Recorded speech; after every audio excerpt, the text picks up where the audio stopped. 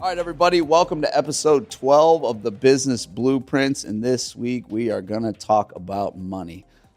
This week's guest, I have to say, is on the Mount Rushmore of people that I look up to in the industry. And he is none other than Chris Misutka with M&M RE Holdings. Oh, thank you. Happy to be here. All right, Chris. So what year do we actually meet each other? I have no idea. I think it was like 2000. I think it was like 2013. We got introduced to like Fortune Builders Connections. Sounds about stuff right. like that. We met up at some meetups. All I know is I've known you so long that I just consider that I've known you forever. What's interesting is when I feel like when I met you in the beginning, I was just like a little kid and I needed the guidance. And now I still think about the guidance that I got from you in the very beginning. In terms of what Chris does, Chris offers what is called in the industry hard money lending. So primarily that's used for short-term lending to acquire a property and then also get rehab funding with it to start completing your projects in real estate. So the interesting part behind all this is everybody always asks, like, how do you get into the business? How do you get the money? How do you get funding? How do you do this? I had the same problem when I first started. I needed some guidance on, where to turn to for money, is this a deal? Is it not a deal? And that's the interesting part is I still walk into deals and I hear Chris tell me about this or that or this, these are things you need to watch out for in these types of stuff, and I do also remember you telling me early on, I still tell this to everybody, the best deal you do is the one you walk away from. That's right. Yeah, sometimes the best decision you make is not to do a deal. I've had many people over the years and do deals. I remember there was one property in Lawrenceville. It just came to mind. This guy did it property, and it was great. It was a flip, and it was great, and everything was great. And then like 2 months later, he's like, hey, I got another property. And he showed it to me. It was the same area, but the other one had off-street parking. It had a master suite. This one had no off-street parking, no master suite, yet he thought he was going to sell it for more than the other one. And I remember asking him, what makes you think this is going to sell for more than the one you just did? And it's in a crappier location. Yep. It was on the hill, whereas the other one was on the flats. Yep. And he's like, it's going to change. And I, whatever, went in reluctantly. But at the end of the day, he came back and he's like, yep, I would have been better off if I just sat at home the next 6 months and not did anything. Yeah, and I think everybody kind of needs that moment because, again, when you get into real estate or everything, back when, and I just had Matt Simmons on the podcast, and we were talking about back whenever, like, we just first started, and there wasn't wholesalers like there are now, and there wasn't as many flippers. There was more flippers than there was wholesalers, but, back then it was less competition, I would really say. And, everybody wants to get into the market of Pittsburgh because, again, they look at the low entry prices and they're like, I can buy a house in Homewood for $12,000. That doesn't mean it's a fucking deal. No, it like doesn't. that doesn't mean and the tough part about, and I tell people about Pittsburgh is it's very pocket related, like even Mount Lebanon and you're a resident. Yes. Well, even before you were saying about buy a place in Homewood for $12,000. Everything on paper, just because it looks great on paper, does not mean it's great in real life. And this is one of the reasons we have like a real tough time with out-of-state investors. And I don't like dealing to people with out-of-state. Yeah. And I had one guy that he was giving me like he had a property like up in Allentown, and he was, and everything, he was giving me comps that were all within a half-mile radius, which is Southside great. Flats. Yes, but they're all Southside Flats. I'm like, it's a different world down there. You're not going to sell this place for $300,000. You'll be lucky to sell it for like $120,000. Yeah, totally different world. Yeah, so like out-of-state investors, they don't realize that, and even local investors sometimes don't realize. I don't think a lot of the local investors realize it really at all, and that was what I was getting as the value of dealing with somebody like you, especially early on in your career. So again, hard money lending comes with higher interest. That's the entry to the game. But what that comes with is the mentorship of having someone on your side like Chris who's going to help you. When he sees something, he's going to give his opinion. Because he's walked thousands of properties. He's lent on thousands of deals at this point, and that's the value that comes with it. I think people, still look at things like, I can find cheaper money. And that might be true, but that's not necessarily good money because I've never borrowed from any other person than Chris in my entire career, and I can find cheaper money. But I go back to him because of the relationship. I go back to him because of the value that he provided me early on. I go back to him because he's going to give you insight to things that you haven't done yet. And hopefully that will help you from falling flat on your face and making those mistakes. Because when you eliminate the ego from flipping in real estate, it's really just like, okay, let me do the right thing here. I will say, yes, you could find cheaper money. At this point in your career, you can always find cheaper money. And I've had people also like tell me, like, I can find cheaper money elsewhere that I've done a couple deals with. I'm like, all right, fine. And they've gone and done it, and they've always actually circled back. Come back. They're like, That's okay well, to you know say. what? But the hurdles they had to go through Sure. to get that cheaper money. It's was like the a bigger convenience. thing. Like, I'm a ma and pa guy. Yes, you are. And like, if you know, if I know you and deal with you well, and I shouldn't say this, but you're like one of a handful of people that, like, you bring me something, I'm just like, yep. Fine, go. And there's no. And there's a reason for that, because again, whenever, early on, and there was circumstances where, and I'm not afraid to say it, we made mistakes. We made some money in flipping houses. I took our talents down to the city of Pittsburgh. We brought one to you we were really not sure about. Yeah. And it's the only one we ever got an independent appraisal on. And then we still got murdered on it. That's one of the reasons we don't do independent appraisals anymore. We used to have like people like, what's your appraisal fee? I'm like, no appraisal fee. Like, if we're that far off on after repair value, then something's fucked up with this project. 100%, I agree with that. And again, I was that guy, like you said. I wish I would have sat at home for the last fucking 6 months and not did shit. But what that did was, in turn, was you stay where you know and what you know how to do and where you know how to do it, where you feel comfortable with. I didn't have contractors that would come there from the South Hills. I had no city relationships. I didn't understand the difference between when I crossed from, Point Breeze into Point Breeze North, that or Homewood, if you would. Very knocking on the door of Homewood. Back then, I just didn't know any of that stuff. The renovation turned out great, but we didn't make shit. And, Chris had to step in on the back end and even sell it for us, because he went to battle for us because we were over our terms.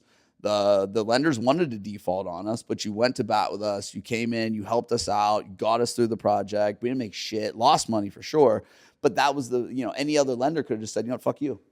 Yeah, no, there are like, I'll tell you what, those like national, a lot of other people, they're just black and white. You go past this date, you're fucked. And I like to say that, but like, if I like you and I know you're trying and doing things, let's figure this out. Let's get this done. Yep.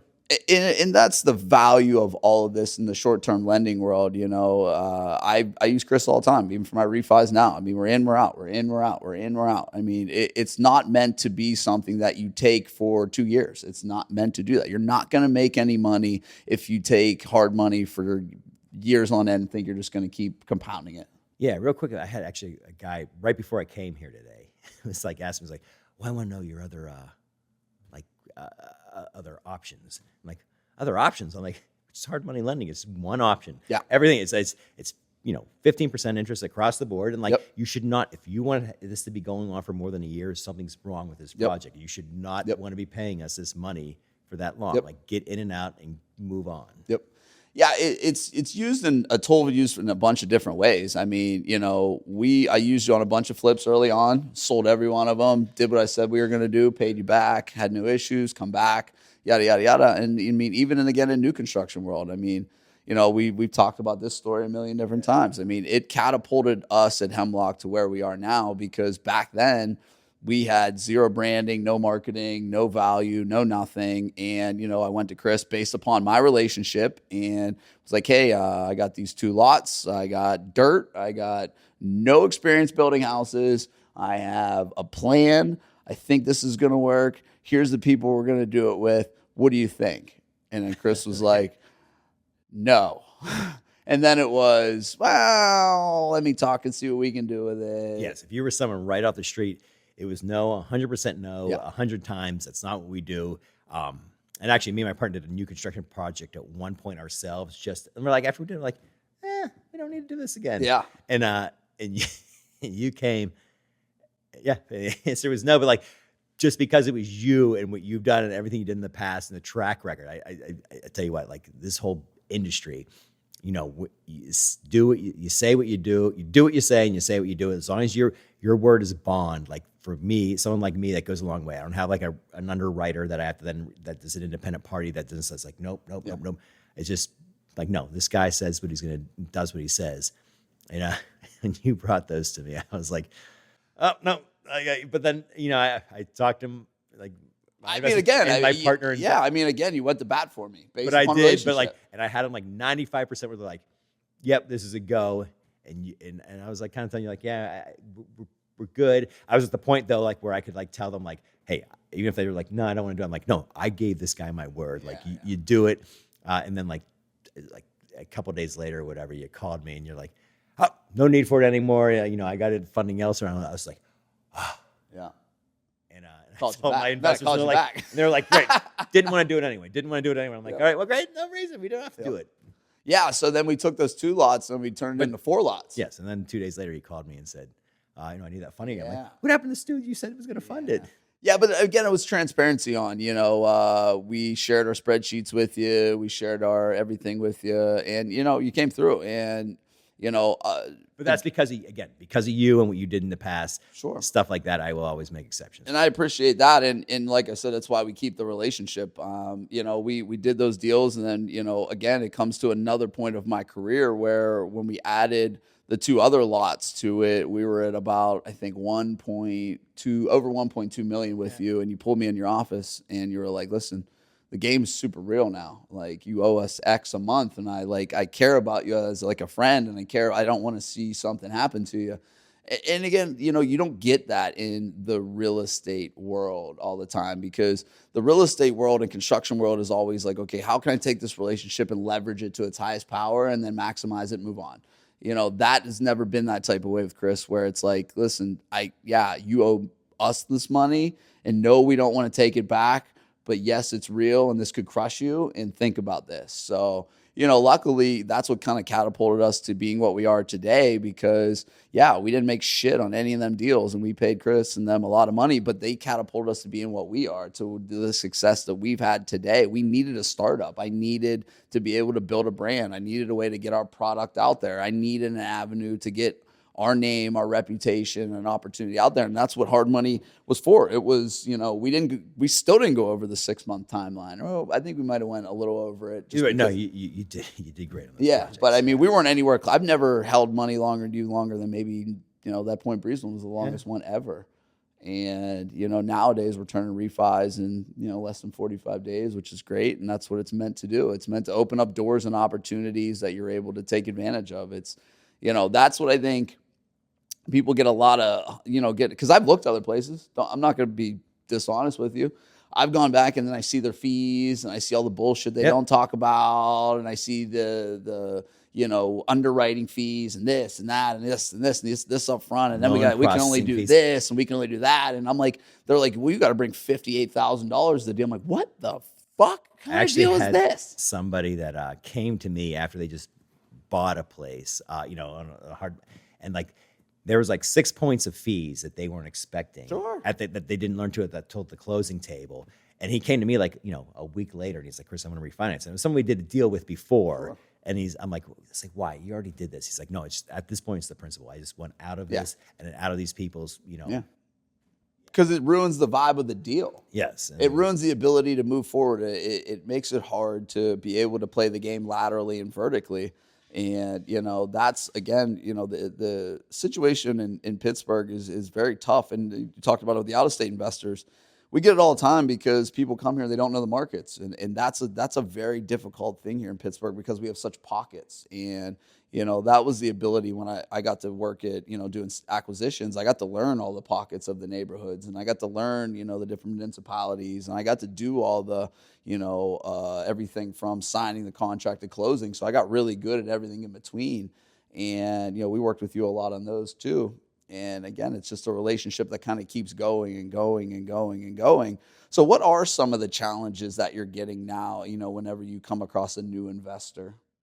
Of course, everybody thinks they know everything right off the bat, which is great. And if I ever come across as a dick, I hope I never did to you at the beginning. But I will needle you. And I always tell people I'm going to needle you the most on the first couple deals. Oh, yeah. And then after that, once you get it, or I think you get we're good. And I can I let my leashes off a lot. But everybody thinks they know. And every time I say something to someone, they're like, no, you don't understand how I finish a kitchen. I'm like, you're right, I don't. I've never seen you finish a kitchen before. The first guy that told me that to this day, I've never, and that was like 20 years ago. I still never seen him finish the freaking kitchen. Yeah. Like, and he's like, Chris, you don't know how cheap I can do a kitchen for. I still don't, because I never did the kitchen. And every once in a while, I will drive past that house, and it still looks dilapidated. I'm like, yep, nothing ever happened. But yeah, the biggest thing is, I remember, like, because I started out flipping houses myself, and the first few projects I did, like, I was like spot on with my budgets. But the only reason I was spot on with my budgets was because every single line item I had written, I just way overestimated it. Yeah. Right. And at the end of the day, they came in a lot less, these items, but there was always other items that I just didn't see or that just came up that took that money away. And so the biggest problem I see with new investors, they always give me this budget, and they always put like the bare minimum of what everything's going to cost, what windows are going to cost, what flooring's going to cost, drywall, painting, and I'm like, all right, that's probably what they're going to cost. But there's going to be other things. Like, no, but I got everything. I'm like, you don't have everything, and everybody thinks they do, and then yeah. It comes back to that mentality of them trying to teach you. And yes. That's the ignorance of it. And what's funny is I was listening to the Joe Rogan podcast with Eric Weinstein and Terrence Howard, and they were going over like his theories of the periodic tables and gravity and all this like shit that I don't understand. Yeah. So they brought in a genius like Eric Weinstein, and he was like, listen, the problem is, and why you pissed everyone off, is you came into my community trying to teach everybody. That's why you didn't get any help, because your ego was in the way, and you were trying to tell us that we're wrong. You're an outsider. You're not in here yet. Like, quit trying to tell me. Like, this is our world, And that's a funny statement and it went to that is, and especially lately, because I'm sure ever since COVID and all the other stuff, and for me, I haven't done a flip in a long time, but I just did. We did that one property on Dow Street, and that was probably the largest renovation I've done in a long time. It wasn't even a lot. It was $40,000, but I'm like, holy fuck, this $40,000 got me nowhere. Like nothing. So, $40,000 back in 2014 would get you a pretty good fair amount of a way. Now it gets you fucking nowhere. A lot of people that come to me today with like a $20,000 rehab budget, I'm like, what are you gonna do with $20,000? Like you're $7,000 to paint a fucking house. Yes, you're doing nothing with $20,000. But you're absolutely right. And I always tell people too, I'm like, I always say, because I do not claim to know everything, and I don't. I was like, but this is like, you need to reconsider this. When people right away say, no, this is pretty clear. Like, I automatically get like a red flag. Like, especially like there's two big things that I would say that would be red flags for me, and I'm sure they are for you. Is the value of ARV and then the renovation amount. Those would be the two that would probably send up the biggest red flag if you're a new person. I'll take back the ARV. For those of you figuring out ARV, you said like the neighborhoods and things change. Like, I will pick my ARV. Like, not like if you cross a main street, sometimes I will not take that ARV because in the neighborhood, it might be within a quarter mile of the place. But like, nope, you cross that main street, things are different there. Yep. And if you can find ARVs in that exact like neighborhood, that plan, great. Like I will let my leashes off and be like, yep. Because I did what I did and I had to do ARVs for a living at one point, I only like to pull ARVs within 2 streets. Yep. And that means if this street runs this way, like parallel, it's this street and this street after it. That's it. Those are the only ones. Those are the only ones that fucking count. The rest of them don't count. Yes. Because here's the thing about Pittsburgh that we don't understand, people, is if you go into a neighborhood, you'll start to understand that this pocket of houses are all built the same. This other pocket over here, they're not the same houses. Like, this pocket might have ranches. This pocket might have Cape Cods. Cape Cods do not sell as much as 2 stories. Cape Cods do not sell as much as ranches because of the fucking ceilings. Screw a Cape Cod. It's what it is. Sounds great, but they're... I've never done well on them, and that's the thing is in this market, you need to understand and find what works for you and what you like and what you don't like. Steps leading up to a house off a sidewalk, you're not going to get as much money for. I will tell you, like, the one things when I drove to a property, every time I drove to a property for to watch that we're going to lend on, if it's on the step side of the street, I'm just like, fuck. If it's on the flat side of the street, I'm always like, yes, this is good. And it has to be really bad inside for me not to lend on it. I'm just like, yep, this is a done deal. I'm lending on this. If it's on the hillside of the street, I'm always like, this better be really friggin' good for me. And you better have it deep, because you're not going to get as much as you thought you were if you're walking up 30 steps to get up to your house from the sidewalk. You're not. I don't care if there's parking up there or not. It doesn't fucking matter. You're not going to get that same amount of money. and that's things that you won't understand until you get into the market and you get your hands dirty and you start to understand. Yes, and another thing to go on top of that, like I will be wrong sometimes, and I always tell people like I hope I'm wrong. I'm not right all the time. There are times I am proven wrong on properties where I'm like, there's a property we lent on in Mount Lebanon. It was an urban capital, and I thought I was on the wrong place in Mount Lebanon for what they were expecting to get from it. I'm like, nope, you're never going. I grew up in Mount Lebanon. You're never going to get that money on that street, and they did, which was great, but like it's an anomaly like sometimes. It happens. And there are so many times like people will like hit an anomaly on their first deal. So remember this, if you hit an anomaly on your first deal and someone says, do not think it's going to happen on your second, third, fourth, and fifth deal. It may happen in your second and third deal, but I've seen it, the fourth and fifth deals like cripple people and get them out of the business. So that was my third deal for us. Almost fucking crippled us. Okay. Yeah. Yeah. But it happens. And I've seen people like leave town. Oh yeah. Because like their first 4 deals were just gangbusters and they were anomalies. Yeah. And I did something like, we're geniuses. These are all anomalies. These are all anomalies. Yeah. And they go in this fifth, they're like, nope, I got this. People are going to want to buy this. And it doesn't. Yeah. I mean, I think a lot of people need to understand that it doesn't, it's the same as even for me in renovation and remodeling in my company now. Like, okay, what you're teaching people is being conservative. And that's what you should teach people, because in this business, it's all about being conservative, because each one of these jobs and projects is an investment, no matter how much you look at it. Listen, on this fucking Excel sheet, we're projecting we're going to make 15. Is that 15 grand? And that's just like, for me, let's say I'm going to make 15 grand on a bathroom. I fucking rarely make 15 grand on a bathroom.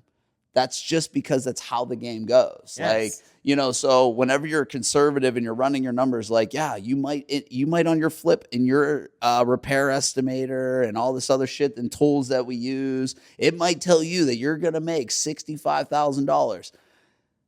The likelihood of that is fucking low. It just is. Like, there is a lot of things that happen in between close to finish that fucking beats you up and Pac-Mans you, where it just eats you.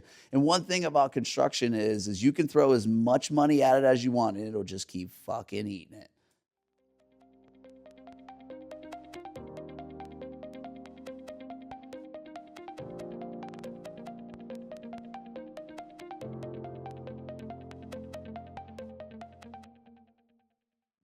$65,000 number you said, it reminds me of a deal that we did years ago. But like the borrower, they lost 65 grand on that deal. And what did they do after they sold it?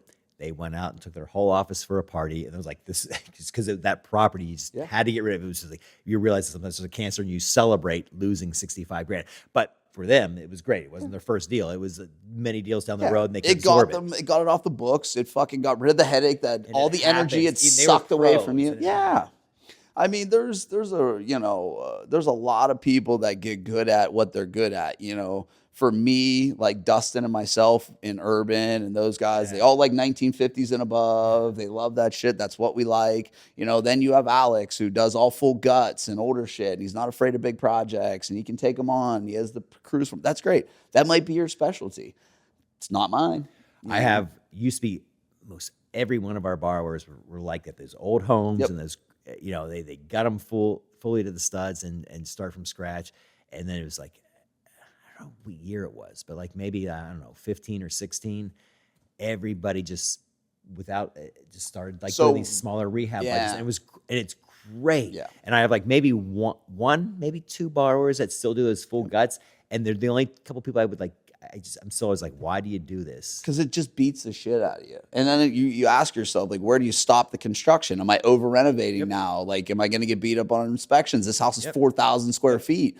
Because it's alluring to people in the game, because they're like, all right, I bought this for $150.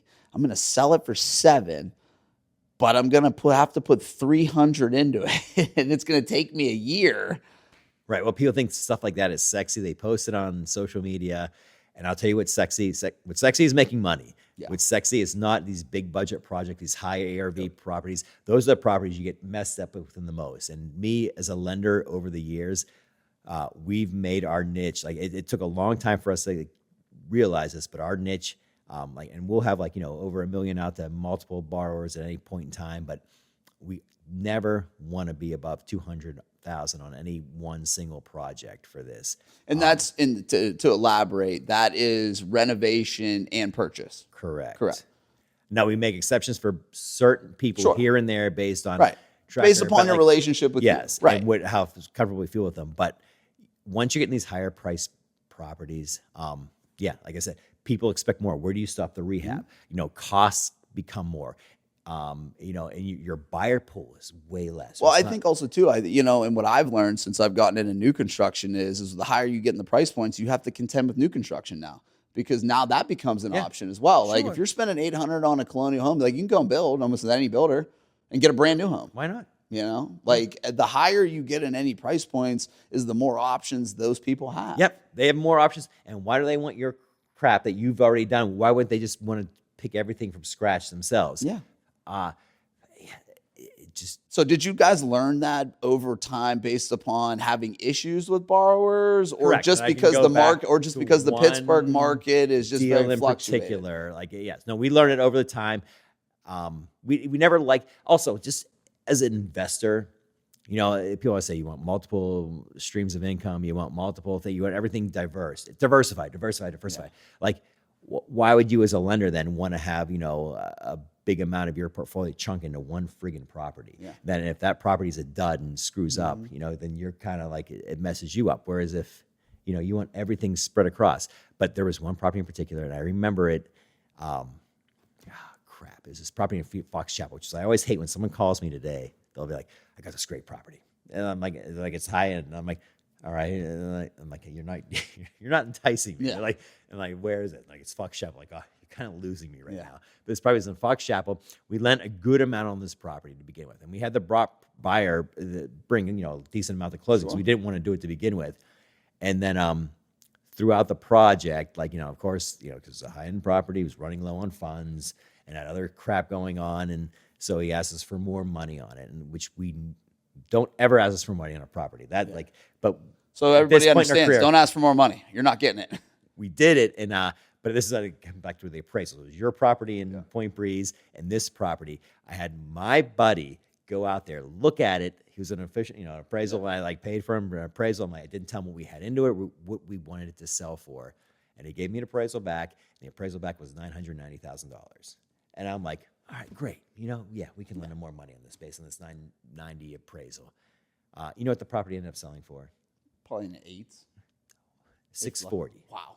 And then people that's what I heard too. Like, you got this. That's $900,000 property. Even if I'm $100,000 off, I'm still good. Great. You just never know. And it's the right buyer at the right time. And this property, and it could have sold for that $950, $990. And I'll tell you, so many realtors as well told me it was going to sell for that. They had 3 different realtors they went through, and everyone was there because it was an $900,000 property. But when it first went on the market, they had 2 buyers that were really hot on it. It was between that and another property. And in both instances, the buyers went with the other property, and this property just sat. And then it sat, and then another agent, and then it just sat. And it was a great property. There was a point actually where I was actually considering, maybe me and my family, this will become our house. But just didn't want to be there. And it just sat, and it sold for $640. Yeah. So a third of happens.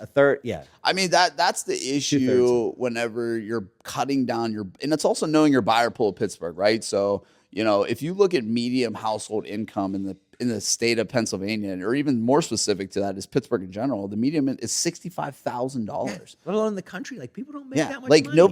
So the $1 million market here in Pittsburgh is like the 1% of the 1% of the 1%. Yes. And that's the thing that people got to understand is if you're going to do this real estate stuff, and if you and everybody wants to blow it up to the masses and do 50 flips a year and all this shit and yada yada yada, and what you're going to do is you better understand that you need to target the buyers, the majority buyers pool, and that's first-time buyers and second-time buyers. That's where the majority of it all is, and that's sub 250. Yep, and that's why I like. You bring me a loan with an ARV of sub 250. Yep. Usually, I'm like, yep, let's go.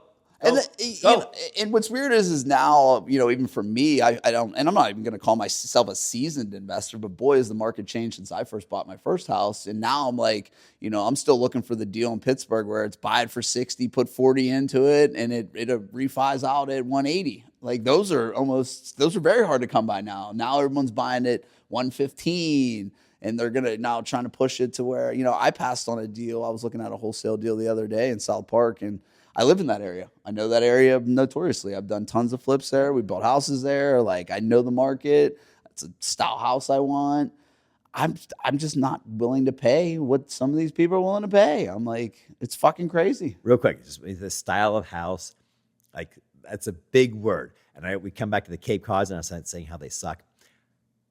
I hate when someone calls me and is like, "Oh, dude, I got this property. It's a really unique deal, unique place." I'm like, I don't care about unique. I'm out. Yeah. I want cookie cutter. Yeah. I want just standard crap. You know, I follow that same model today in building houses. So anyone out there who wants to get into real estate or wants to get into construction, you know, Arch from, Urban Capital told me many years ago, he said the best construction's boring construction. Yeah. And I've never forgotten that in my entire life. And, you know, what I tell people nowadays, what separates us in new construction is we don't blow the doors off of any of these houses. They're not unique. They're not ridiculous. What they are is they're an average home built the exact way you want it. That's it. Well, I always say like,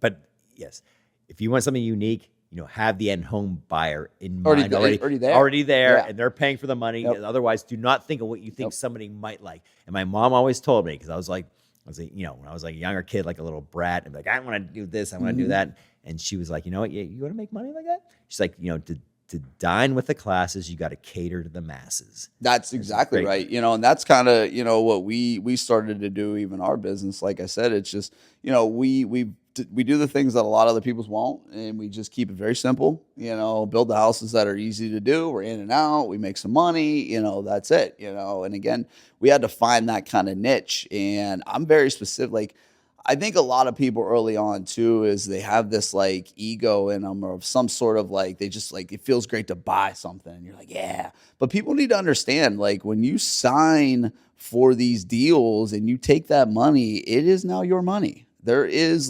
personal guarantees. There's a lot of things. Like, this all sounds great until you owe somebody $200,000 and you're like, oh, fuck. Well, that's another reason too. Like, I hate high price loans because you know, lower buyer pool, you know, higher expectations, higher the rehab budgets, and the more like, you know, we got to do this, we got to do this. We just can't leave this. You know, we got to finish everything. Got to do more details, but like also it's like, you know, your carrying costs, like your interest payment that you pay to me a month on a higher price loan. It's not reasonable to expect someone to be able to pay that for like, you know, 6, 7, 8, 9 months. And it's realistic that it's going to stay out there. People are like, oh, I'll be done with this in 2 months. And it'll sell right away. I'm like, it could sit out there for a while. And that was a unique thing that me and Matt talked about too, was the different exit strategies now. Because back in the day, it was always just, okay, we're going to buy for the lowest absolute dollar amount possible, and we're going to sell for the max. Like, that doesn't work anymore. Like, that just doesn't work anymore. There's got to be different exit strategies and different things you want to do. And again, I mean, so well, these lower price properties, I'm sorry, sub 250 ARVs, sub even 300 ARVs, you know, you can always, as long as you're in, you know, have a decent credit score and can refinance with a bank, you can always refinance them and rent them and live to fight another day and still be fine. 100%. And who knows, like a couple of years from now, that property may be worth money. If I would go over the course of my career, I remember there's one bar in particular that was like, if we would have kept every property that we did over that 5-year period, we would just be done. Done. But done. You know, you can't. But yes, but they weren't affordable. At different periods of your career, you're looking at different ways to do things. You know, I think a lot of times, you know, even, you know, some of the more seasoned investors are now flipping a little bit more because the BRRRR model's not working and refinances are tough because of interest rates and yada, yada, yada. So, you know, there's a lot of battling going on internally. I'm going to say one thing to that. It's weird. I would have people, I know how the interest rates have risen. I've had people that were, you know, when they were lower, they were like, well, you know, this is the time where, you know, you keep these rentals. And there are other people that were like, oh, this is the perfect time to flip it. And now the interest rates have risen. I have the same amount of people that are like, well, this is the time you flip them. And the other people are like, oh, this is the time you keep them. And it's so that's everybody's different. So let's stop and talk about that for a minute, because I have my own personal view on it and what I'm doing. So I think last year we bought 8 houses with you or something, and I do think now that is the time to keep them if you can afford them. Yeah. Because here's my theory on it. All right, so anytime you buy real estate, it's the cheapest you're ever going to buy real estate. So what I'm looking at it is all right, so let's just say, for instance, the interest rates do swing in 2026 and go down to 5. You're going to see a fucking frenzy of absolute cataclysmic proportion of prices of homes. Single family are going to go insane again. So if I so do want to choose, I might sell half my portfolio to pay for my other half of my portfolio. Right. Now I'm going to say devil's advocate is what I'm looking for. Yeah, I don't think interest rates are ever going to go down 5% again. You'll never see 2 or 3% interest rates again. No. What I mean is do you think when we see 5% interest again? Right. And that, yes. That's going to even open up the door. That's even going to open up the doors to crazy things. I will agree with that, but whether you see 5%. I don't think 5%, I always consider 5% is like the mark of free money. I agree. And anybody that thinks that 6, 7, 8% now is expensive just doesn't know what they're because about. if you talk that's to still cheap historically, anyone that's cheap money. For sure, anyone that I see and anyone listening to this, if you are complaining about 7% interest rates, go ask your dad what he paid for his first house. He's probably going to tell you 14.5. I wrote when I went to college, I wrote a paper, and I found it recently at my mom's house going through crap. And it was in 1993 or 94, I wrote this paper, and it was basically for a finance class. It's like, now that interest rates are at a historic low, what is going to happen to the economy? And you know what the interest rate was at that time? It was like 9%. I went looked it up, and I'm like, yeah, that was a historic low. Yeah. And now we're complaining about 7% interest rates. Yeah. So. Let's see if we can answer the question. So what are your thoughts about the current market and the way you're seeing it with your borrowers and your guys that are succeeding? Are they flipping more now, or are they holding more now? Which theory do you think's better? How I ever started this, I said people that were flipping before are now holding now. Okay. The people that were holding before now. Because that's me. I used to flip, now I'm holding. And so it's just whatever works for your model. Everybody has a different model. I will say that I'm actually buying a couple and taking mortgages out on them where I wasn't before, when they were cheap. Yeah. Although I sit back here now, I'm like, I wish I was buying more when it was cheap. But sure. Hindsight's always. But what are you going to do? What are you going to? But here's the way I look at it: is let's just say you bought 8 houses last year, and then in 2026, the interest rate may hit even 6. Yeah, you're still going to see crazy shit happen. You might gain $60,000 on all 8 of those on just appreciation. Correct. And I would say, because the thing I go with my partner too, and we've fought before. Every time I drive through Lawrenceville, there's so many properties that I drive by, and I'm like, could have had it. So that was our. Yep, could have had it. And I had a spreadsheet to my partner, who's my partner's the money guy, and I'm like, and I told him this is why this makes sense, and I showed him, and he'd be like, nope. I'm like, how do you say no? Yeah. This is go. And it's just we didn't have the money at the time. So it depends on where you are financially at the time. Sure. And at the time, it would have been great if we got them, yes. But the fact was we did not have the cash at the time to do it, to make it work. So the way I'm looking at it now, this is just my personal opinion of how I'm playing the game, is I need rentals just for wealth building and tax purposes. Other than that, I don't really need it. I don't make a living off of my rentals. If they cash flow after all my stuff, CapEx, all the other shit, if I'm $200-$300, I'm good with that for now. And if I want to exit on them, again, I'm trying to play the appreciation game maybe. And if I don't, I don't. I like the areas that I'm buying in, though. I bought some ones up by where I have a river house. I bought some other ones down where I live. Again, I stay in my lane. I've understood over the years that I know how to do what I know how to do, and I don't know how to do certain shit, and I'm okay with that. That's my biggest. I love staying in your lane. And that's over the years, we've learned, stay in our lane. Yep. There's certain things that I know well in the real estate market, and sometimes when people come to me with high price projects, I'm like, it's alluring. It's not for sure. No, it's not for me. But it is early on. Early on, it's like, oh, it's all low. Oh, great. It rarely does it ever. It's like fool's gold. So I said, but there are other lenders. Never pans out to where the fuck it says it's going to. There are other lenders I know that will do higher price projects, and I always forward them on. I'm like, I might be an idiot. You talk to this guy and said he'll do high price, and many times maybe they don't. So, do you guys look at deals differently? And I would, now that you said Sean kind of is more the money guy, is he almost like the underwriter where he kind of looks at it from a different perspective as you? How does that partnership work with you guys? That partnership, because I've only really met Sean maybe 3 times over the course of 12 years. But great guy. You know, it was great when I got to meet him early on, the specs and the stuff that we did early on with I remember that. Yeah, But go to your South Park so properties. do you look at a deal a certain way? Then you present it to Sean, and he kind of looks at it differently. How do you guys go about now approval system of your deals? I do, but like the biggest thing is if it falls in our niche, in our in your bubble, our bubble. And that's an agreement. And that's an agreement between both of you. Yes, this and is I where pretty you much have like carte blanche. Be like, Yeah. yep, this is good. We're doing it. Yep. And if I say that, it's more when it comes to these higher price projects that I then have to like kind of talk Sean it's into not in our it. budget. Like, yeah. So Sean, like my partner, like Sean, he deals with all our investors. I deal with all the people that we lend money to. Yeah.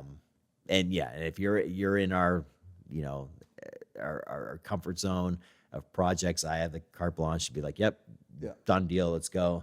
If it's not, then I gotta like start talking to people and trying to talk somebody into something. And if I like you and I think you're great and you've done great stuff, I will do it. Yeah. And if you've been like shady to any extent with anything, like an interest payment comes in late or something, I'll be like, I don't know. That's why I even asked you today. I was like, when do I owe you money on certain? Yes. You know, on when's my interest payment due on this recent He asked property? me this like a month and a half in advance, by the way. I was like, I couldn't even remember when I owed you something. I was like, I make sure I have it on time. And that's why you're solid as. But so do you, going back to like the relationship base, you know, with you guys, so with Sean dealing with the investors, do you guys have a lot of investors you've been working with since like the beginning still? Or do you guys always looking to bring on new investors? If someone wants to come on, great. Because that's like the new thing, right? And let's just say it is everybody wants to do these syndication deals and everybody wants to do this. I'm going to raise money and I'm going to do this now. We're going to do this. So like, you know, as a guy who's been in the lending industry and the financial industry for a long time, like, are you guys always looking for more money? Are you looking at like, this is where we're good at, this is the amount of money we know how to manage, and we want, and everybody's money's kind of always in play. Right. So everybody's money is always in play. If someone wants, we do not go out advertising for money. So, but if someone wants to come to us, great. We actually had one of our like good investors, like recently, he did something else with like a national company and just lost a couple million. Yeah. Lost. Like lost a couple million real money. Yes, real money. And he's like, and we're like we are like a mom and pop people. We're like, it's always like, I'd never say anything's guaranteed, but like, if you're investing with us, it's guaranteed. If we fuck up on something and we end up losing a couple bucks, like me and my partner at the point where like we will swallow that. We're not going to be like, all right, hey, I'm sorry, you know, you lost. Like we will swallow something if we fuck up. And that's why why we have our niche, we know it, and we're willing to accept the responsibility. And you're able to take that risk. Yes, and we're willing to accept the responsibilities. If we do that, I'm not going to call you if you're an investor and be like, I'm sorry, Brian, I just lost, $30,000 of your money.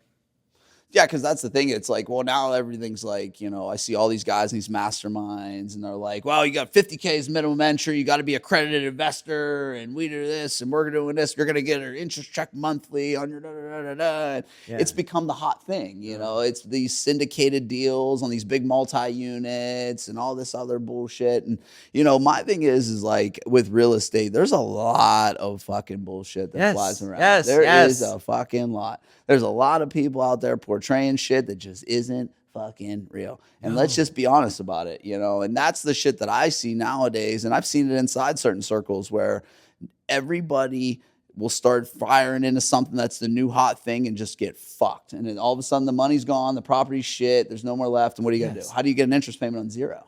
There's a couple of things. Like, I hate when people say, I got a hot deal. It's something hot. It's in a hot neighborhood. Like, I'm like, fuck hot. Yeah. I want something that's like slow and steady. But you're right. Like, you just you don't want, like, I will let. Because they're offering returns that aren't reasonable. No. Like, they're just no, not. And they aren't. And because it's like I said, one of our biggest investors, like recently, he lost like $2 million with something that was offering like a higher interest rate. Sure. Some ridiculous interest rate. And he's like, like, you know how long it takes to make that money back? Yes. For fucking ever. It's going to be that's a lot of money. And that's the thing. It's, you got to be careful a lot of nowadays on some of these masterminds. And so, and listen, I'm all for it. I've joined them, I've done them. But nowadays, you got to look at the trends on like, it's way more sexy to tell people what to do instead of doing it. And that's kind of the fucked up thing in our industry. That's my biggest thing. I used to always, for a long time, say the people that make the most money on real estate are the people that are trying to make money off of people who are trying to make money off of real estate. 100%. And I'm going to go back, and I know you're like I'm not talking bad about it. I know you're a member of Apex, and that do they like? I always think that they like sell like you got to be like you're gonna control the world one day.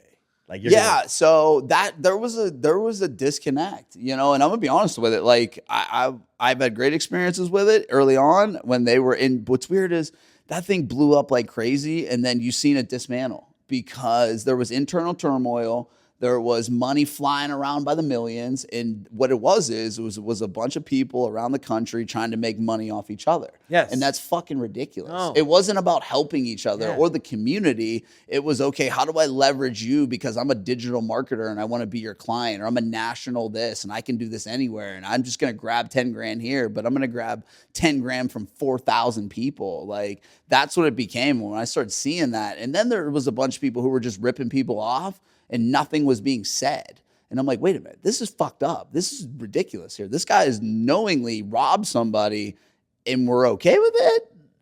Nah, I can't fuck with this anymore. So I fall back from all of that. And that's why, like, it's been a hard thing for me even, like, because I'm growing on my business sector and I'm almost like tapped out of where like my business knowledge is, and I want to grow again. And I'm like, okay, I'm like afraid to, who the hell do I reach out to? Like, what kind of consultant do I trust? What kind of somebody do I trust inside my business now? yeah, it's just weird. I'm gonna totally butcher this, but like the key to being rich is knowing what counts. And there's always this proverb. I was kind of trying like, I don't know if it's a proverb or a story. I'm gonna butcher it either way. But it was like a Brazilian fisherman, like in a small village, right? And he goes out and he fishes, brings back some big fish early in the morning, and some freaking like American businessman sees him. He's like, "Oh, that's pretty good. How long did it take you to do that?" He's like, "Not long."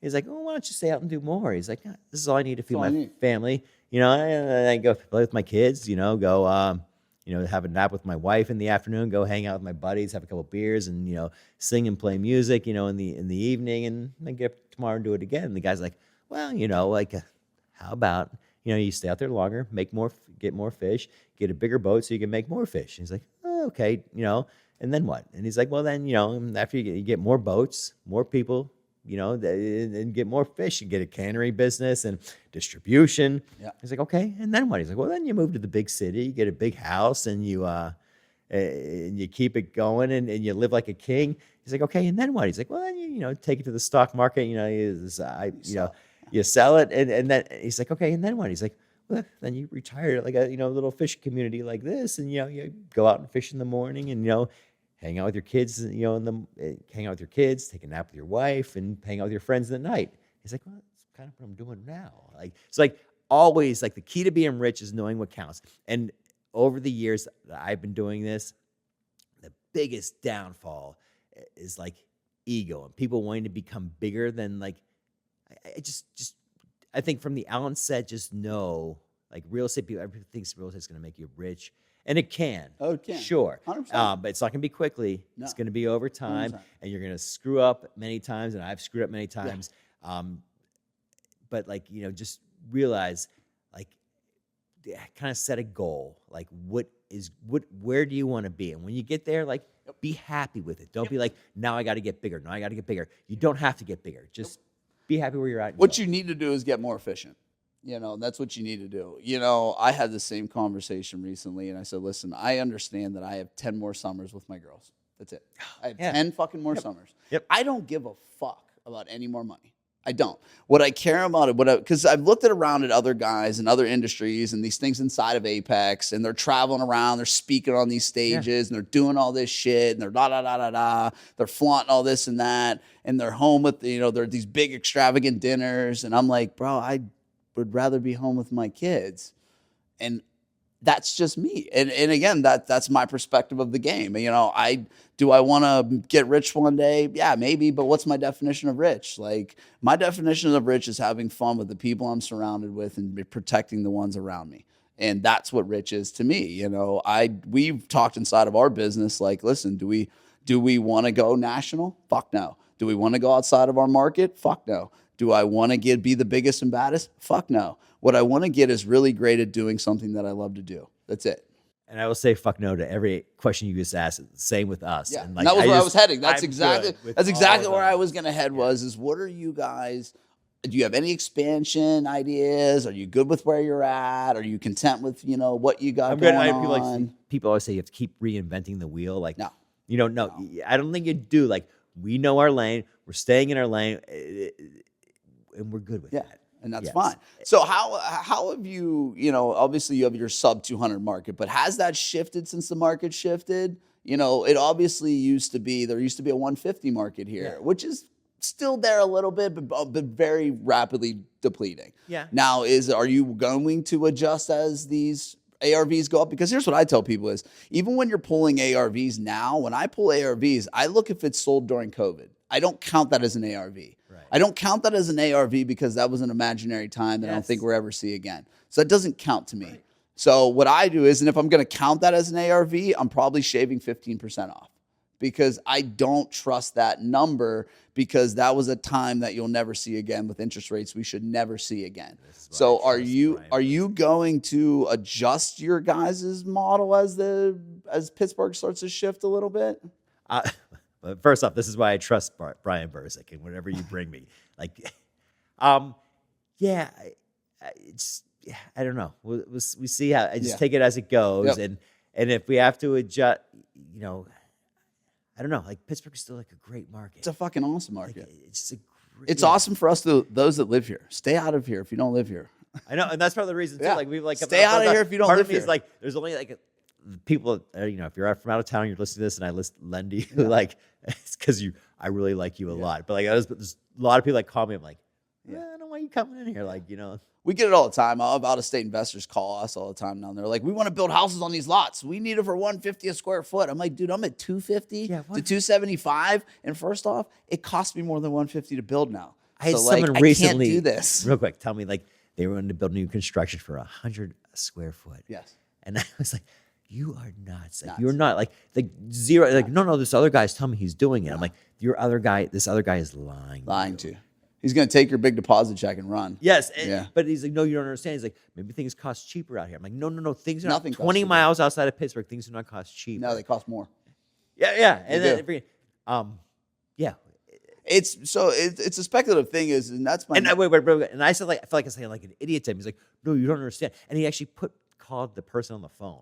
I'm like, no, you don't need to call this person. He's like, no, he's going to tell you it costs $100 a square foot. I'm like, it doesn't matter. I still don't believe. I'm not going to believe him. For the record, for everybody in any industry, it costs a lot more than $100 a square foot to build a home nowadays. Like, I'm very upfront and honest about it. Like, we build at damn near $200 a square foot, and that's real numbers. When you're getting a quality built home and things of that nature, it costs a lot of money. And the biggest shift that we've seen in the building industry has been the labor numbers. And because it's not necessarily nowadays the inflation of the goods, it is, but it's getting the goods to you, which is the labor of driving and logistics, and just the guys in our, in-house laborers double what it used to be, and all these factors that have been absorbed into the real estate industry. Yeah. That's just what it is. So have you seen but speaking of outside investors, there's a lot of talk about, these hedge funds buying up everything that's cheap. Are you seeing that anything anymore? Or are you seeing more of it now? No, I'm not. And like anything, but like just anything.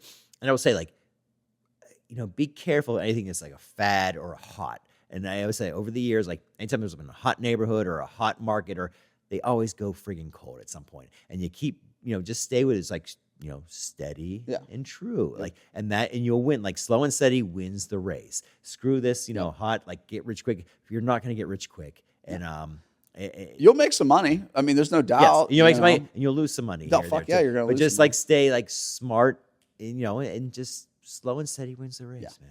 All the time. And, that's the difficult thing of, and we've been very protected by it, because I would never say that Pittsburgh's a bubble market. What I would say is we have bubble pockets. Yes. Lawrenceville bubble pocketed. But now if you're not on 44th, 45th, 46th, in that vicinity, you ain't doing shit over there. Now you kind of have the multi-unit sectors that are taking a little bit of, everything kind of shifts. Everything kind of plays, relative to everything. And the city's a very difficult place too, in the city of Pittsburgh. It's not easy. I didn't even renew my city license. I'm done. Yeah, two things. Like, So first of all, that's one of the neighborhoods I was talking about beforehand when I looked like properties that I presented to my partner that we didn't have the money. And these are like $30,000 properties to $90,000 properties that like didn't have the money to buy them. And I'm like, I kind of got to buy and we didn't. And like, which now sold for probably $300,000. Well, now they're like, some of them, one was a 3 unit that we could have got for 60 grand. And I'm sure it'd be like, 600,000. Oh yeah. Property. I don't know. Yeah. But whatever, it was what it was. We didn't have the money at the time. We didn't get over our heads. That's the big thing. Don't get over your friggin' head. I've seen, and I always say to like borrowers, like, I'm like, I like you, like, and I could lend on this property, but I've given too many people over the years like rope to hang themselves, and I don't want to do that to you. I'm sure I've had that talk with you, but you, But I'm always like, I'm always willing to be a student. Like I have zero. I've never reinvented the wheel. Yeah. Like I've looked back and watched what works in business. I use it and I drop what doesn't. That's fine. And then I'm gonna play around with some stuff. If it doesn't work and it's my idea, I'm willing to scrap it. I don't care. Like if it doesn't work, it doesn't work. Like my career before the music, before real estate, was in the music industry. And I worked for an independent, record label, and the owner was this Dutch man. He was great, and his whole thing was, he's like, nothing wrong with being the second person at the top of the mountain. He's like, let someone else navigate that first, and then follow them. Yeah, if it works. Yeah.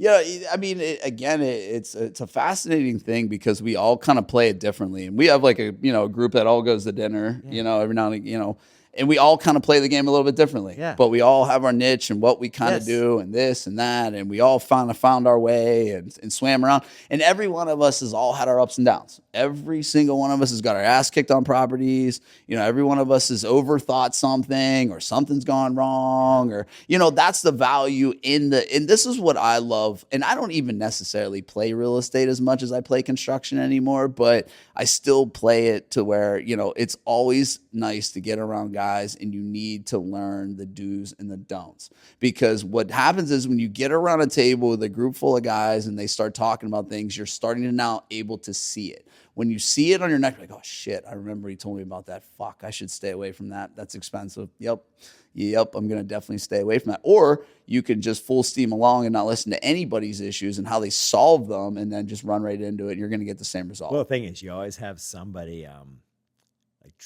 be wary of somebody trying to sell you something. Somebody trying to sell you something, they're trying to make money off you. And I will get a lot of people coming to me like, well, so-and-so is telling me this. And I'm like, all right, where is so-and-so going to be when I'm like asking you for a payment and this project doesn't sell? Like, be wary of that. And like, listen to people, like Bryan said, like that are actually doing it and are in the elbow deep in this. They're the ones that know. Yeah, because I mean, again, it's, you think that, and again, I'm the same way. Like, I don't go out in the field to projects anymore, really. I have a team in place that does it, but to me, I'm like, I have this conversation with my office manager, and she's like, well, if we just do this, all this would be so much easier. I'm like, yeah, but except that doesn't happen. Like, in theory, I get it. Us from the office, we're just like, yeah, we're gonna do this, and then everything's gonna change. I'm like, yeah, but these fucking guys don't operate like that. That's not gonna work. Like, we can't just be like, all right, we're gonna get all the subs, they're gonna turn in all these estimates, and every estimate, then it's gonna plug into the system, and then it's gonna pull all this. Yeah, in a perfect world, I love that, believe me. But there's no such perfect world in real estate or construction. One of the first, early in my career too, when I was flipping projects, there's this property like right by the Giant Eagle on the north side. I don't know if you were. Oh yeah, fuck yeah. It was like it was decrepit area like years ago, and this guy was trying to sell this place. It was a total gut job, and the money he was asking for, I'm like, even back then I was like, you're nuts. And he's like, really? Am I nuts? He's like, I'm like, do you know how much it's going to cost to do this work? He's like, I kind of do it. Because like he told me like this conveyor belt theory. You have someone coming, they're gutting it. As they're coming and gutting it, you have the electric. They're all coming in back, and then they're coming in and they're putting the drywall up, and they're coming and doing this. Like, you're gonna be done with this. And I said, yeah, that sounds great, but like in a real world, like this is not happening. Like, where do you get these people that are like coming in, like doing this? Like, it doesn't, and there are a lot of things that will make your business better. And now we tweak on efficiency. Like, we bought a vibe board. We go through all of our plans now. We go through all the details of the plans, because that's really the only way you can flush problems out, is make sure your plans that you're running off of actually work. and they work to what you're trying to do. And again, like, we'll have this thing all the time. Like, oh, we're going to do, this is going to take us this amount of time. And in new construction, yeah, we were able to actually kind of hit that because we don't have the variables of remodeling. Remodeling is when you open up a wall, your scope's no longer the scope. It's a different scope because there's something behind there that's fucked up or it's not going to work. That's the real deal of every single thing that you do. And when I walk into a property, it was funny. I took my office admin to walk just a wholesale deal, and she's never walked one. And she's 21, so I'm like, just come see it. You got to fucking see it. So, we get there, there's 50 fucking people, everyone's walking through, and they're like, we're going to blow that wall out, I'm going to do that wall. And I'm like, you hear that? Problems. All I hear is problems. And that guy down there, yeah, we're going to do this, I'm going to do this. I'm like, yeah, that's expensive. So then I broke it down to her. I was like, listen, I need to be into this property for this amount because I can only get this amount of rent, but also know that I want to stay within this amount of money, and I'm not willing to go over that. It didn't fit. She's like, what are you going to do? I'm going to walk away. That's what I'm going to do. Doesn't work for me. Smart. And I'm going to tell you one thing about you start blowing out a wall sometimes in projects. And these, I have a guy right now who's like, he wants me to walk a property with him. He's like, I can do it two ways. I'm like, well, what's your rehab budget? He's like, I can do it two ways. I can either do it like the cheap way or the expensive way. I'm like, well, what's your ARV? Either way. And the answer's like, I'm like, without even seeing it, do it the cheap way. And a big reason too is like, you start blowing out walls, you don't know what you're going to find behind that wall. Maybe you find knob and tube wiring. And now if you're like a real person, you're going to I got to fucking rewire this house. Mm-hmm. And, that's a real expense. Like it's 14 just grand. Keep starting. Yes. Just don't blow out any walls. Like do it the cheap way. And that's the thing. Time. Yeah. Get in and get out and move on to the next project. Yeah. My view of rentals in real estate has shifted. Yes. Everyone looks at me and they're like, you have a construction team. You could just do all this shit. And I'm like, yeah, but that's not really how it works. Like for me, it's time allocation. And I'm like, okay, I run a construction business. We do new construction. We do remodeling. We do some other stuff, yada, yada, yada. I go over here, and then what people don't understand is when they think they need 7 different streams of income, that's a person that got good at one fucking thing and then got really rich and then spread his wings into 7 different other things. You got to get good at what you're good at first and then start diversifying. For me, I understand I make a majority of our money in new construction. We do cash flow and overhead on remodeling. And over here, if I get stuck in a $100,000 renovation for a rental, I'm going to be over there eating shit. Because that rental is only going to make me X amount per month, and then I'm going to hopefully sell it for more on the back end and still get long-term capital gains. So my model now is I'd rather buy them almost turnkey, overpay just a little because I'd rather save my time. If it still can refinance at 80% LTV of the bank, I cash Chris out, I make a little bit of money, I'd rather do that deal. That's my deal. I'm 100% on board. And the past couple properties I have bought were essentially turnkey. And let me paint and carpet and throw a little, and I'm done. Because the suffering is so much less, and your results are going to be so much better. And that's just for me. Again, the nice thing about Chris is what hard money lending does is, and I'm a seasoned investor now, I guess at this point. I own a construction team.